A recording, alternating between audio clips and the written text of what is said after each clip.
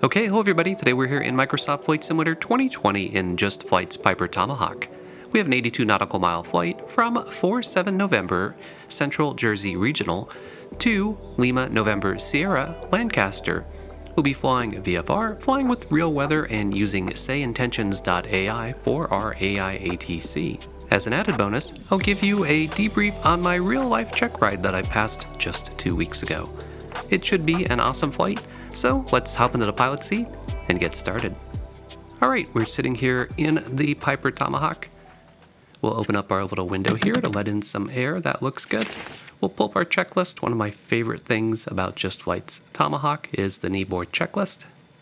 And we'll execute our before start checklist. Alright, we'll check that all of our switches are off. Our circuit breakers are in. Fuel selector to the left fuel tank. Get our primer, 1, 2, 3. Leave it out.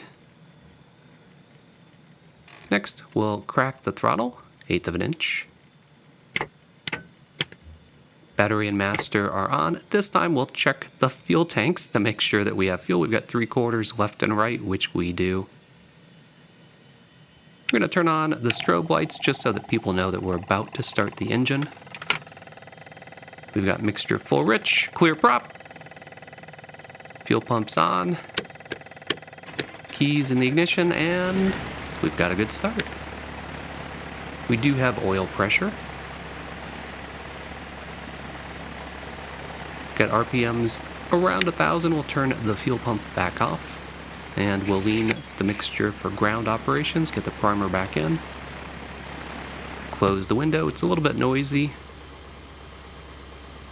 That's the end of the before start checklist. Now we'll head over here and get all of our avionics on next. Bring the transponder on to standby and dial in our frequencies, then we'll get the ATIS. Somerset Airport, Automated Surface Observation. 1953 Zulu. 47 November doesn't have its own weather, so we're using the nearest weather station at KSMQ. 320 at 7 doesn't sound too bad, although that's a direct crosswind. However, I think it's a bit gusty, so it's probably going to be a little spicier than the ATIS lets on. Next, open up ForeFlight. I'll take you through the flight brief. So we're departing from 4-7 November, which is an untowered field here. If we look at the weather, looks pretty good. You see we've got a bit of wind up to 11 knots. Out of the north. Our first waypoint will be Route 202, just by a golf course. Second one is the Delaware River, which we need to cross and you can't miss. Third one will be Abeam Lake Nakamixon, which is a huge lake that's easy to see. Next, we will cross the PA Turnpike. Got a parachute jumping exercises to be aware of. Next waypoint is the Schuylkill River, just past Pottstown. And we've got Interstate 176, and then we'll arrive at Lancaster. Lancaster has wind from the north. As we look at the runways in use, it'll probably be 31 or 26, so we're going to get probably a straight in or a left base, depending on which runway's in use. You can see that there's a bunch of TFRs, and that is because it's the weekend before the election, so the candidates are making their rounds, and everywhere they go, a temporary flight restriction pops up, complete with a threat of death by jet fighter if you violate it, so it's very important to note if that TFR will be active during the time of your flight.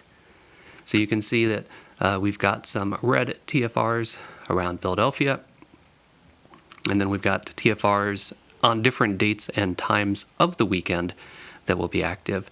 So for us, we need to make sure that we don't drift into the red TFR of Philadelphia, since we'll be flying north of that. However, Lancaster isn't active during our time of flight. What's interesting is when it is active, half of the airport is in the TFRs. I'm not quite sure how that will work from an operational standpoint. For a real flight, we do a full weather briefing, and ForeFlight has a great tool for that. So we're going to pull up the weather briefing, and the first thing it shows you is all of those TFRs. So we would read through all of these and make sure that none are active for our flight path at the time that we are flying. Next, we'll move on to the surface analysis chart. This looks like a weather map, which it is, and you can see it's actually really nice here in the Northeast. There's no fronts, so we don't expect any bad weather. We've got the TAFs we already looked at. A couple PIREPs, if we read these pilot reports show that the weather's actually pretty good.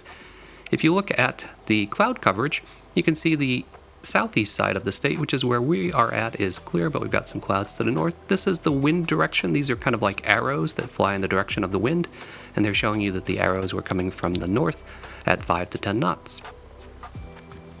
We're just completing the run-up here and about to get underway. While we're doing that, I'll give you a debrief on my real-life private pilot check ride from 2 weeks ago. So first, I'll say that the check ride was probably no harder and in some ways easier than the final ride that I did with the chief flight instructor to get the sign-off for the check ride. It was 2.5 hours of verbal quizzing followed by 2 hours of flying.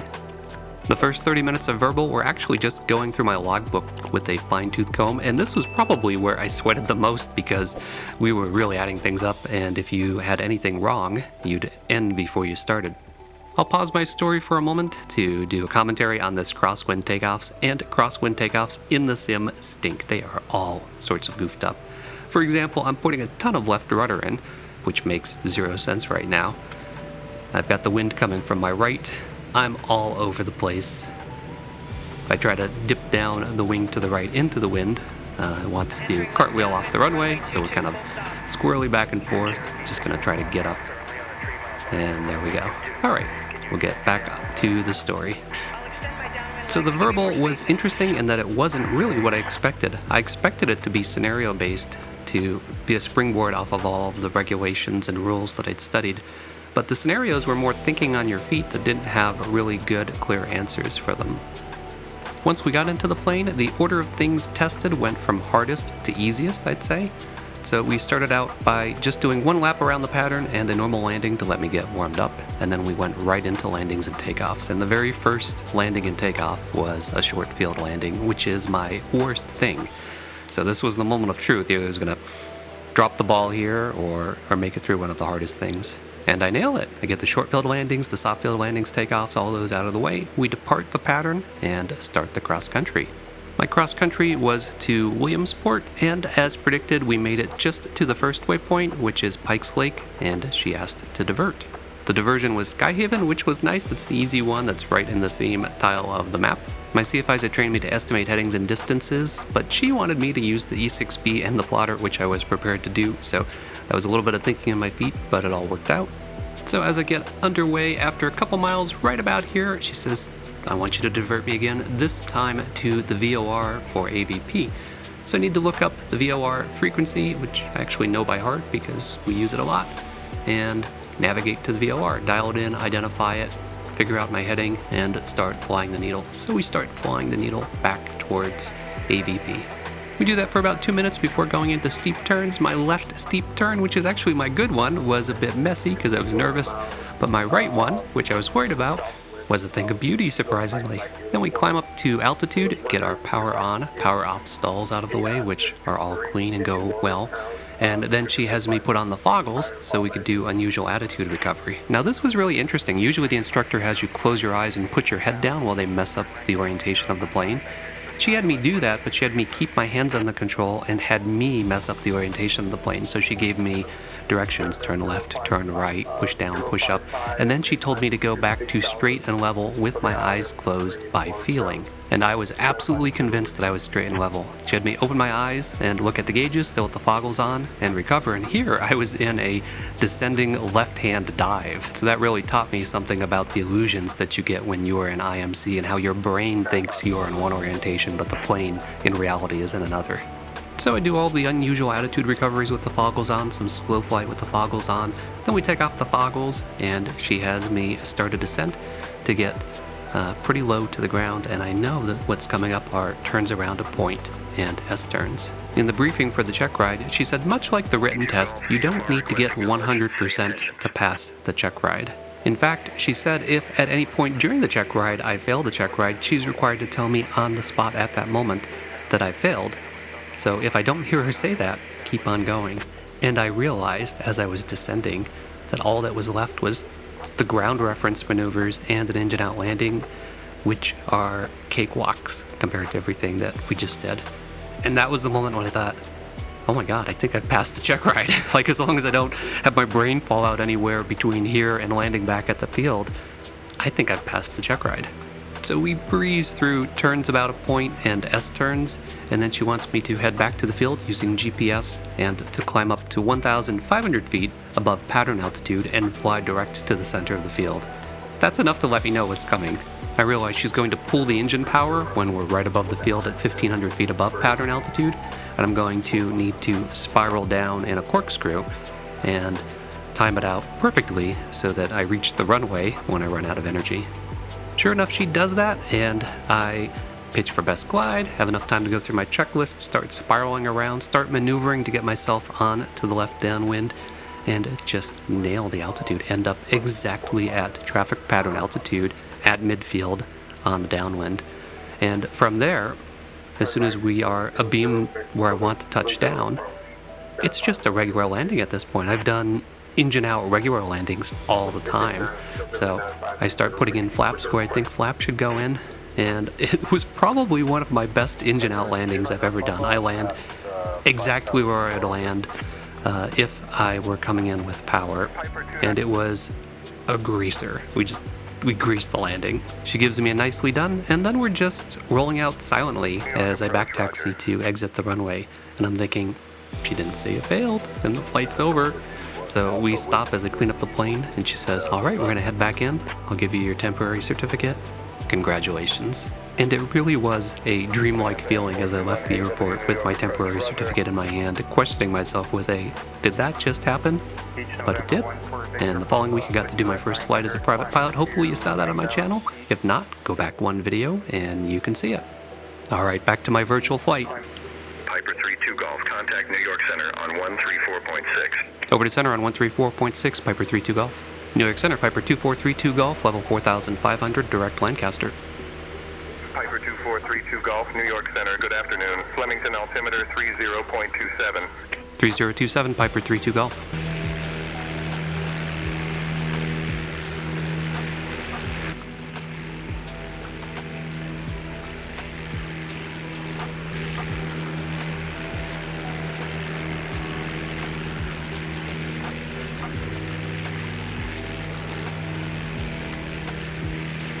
Switching to New York Center, 133.2, American 106. New York Center, can 3-0 Lima get a cent to 16,000? Approach, good afternoon. Allegiant 187 on the RNAV Q4.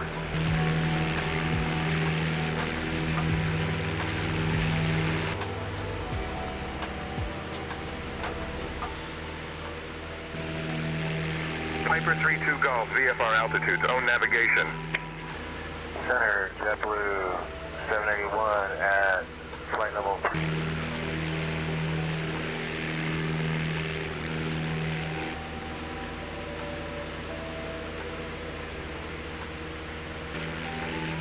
Allegiant 41811, descend and maintain 2400.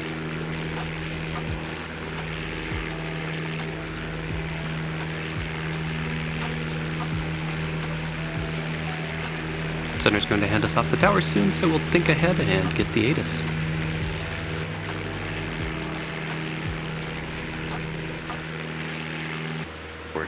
Information India. 1853 Zulu. Wind 275 at 7. Visibility 10. Sky conditions, clear. Piper 32 Golf, contact Lancaster Tower on 120.9er. Over to tower on 120.9er, Piper 32 Golf. New York Center, American 4735, flight level 260, climbing flight level 320. Lancaster Tower, Piper 2432 Golf, 10 miles east at 4,600, full stop with Information India. 432 Golf, Lancaster Tower, make straight in for runway 26. Skyhawk 3 Sierra Papa, winds 180 at 14, runway 13, clear to land. Straight in runway 26, Piper 32 Golf. Skyhawk 3 Sierra Papa, winds 169er at 11, runway 26, clear to land. So Lancaster Tower, enter left downwind for runway 26. Skyhawk 3 Sierra Papa, roger. If you are declaring an emergency, you are cleared to land on any runway. Do you require assistance? Skyhawk 06. All right, we got a pretty good crosswind here from the right, so I'm crabbed You can see the nose pointed to the right. I'm going to put in left rudder and straighten out the nose while still keeping that right aileron input in. Keeping it centered, nose up, and we're down. Piper 32 Golf, contact ground on 121.8. Over to ground on 121.8, Piper 32 Golf. Sierra Papa, we're short. Runway 31. We're straight out departure. Lancaster ground, Piper 2432 Golf, clear runway 26 at Golf, taxi to general aviation parking. 2432 Golf, Lancaster ground, taxi to general aviation parking via Delta, cross runway 13 at your discretion. Good day. Taxi GA parking via Delta, cross runway 13, Piper 32 Golf. Skyhawk 383 Sierra Papa Lancaster ground taxi to Aerotech via Alpha. Lancaster ground, Skyhawk 383 Sierra Papa, cleared runway 26. Request taxi to GA parking.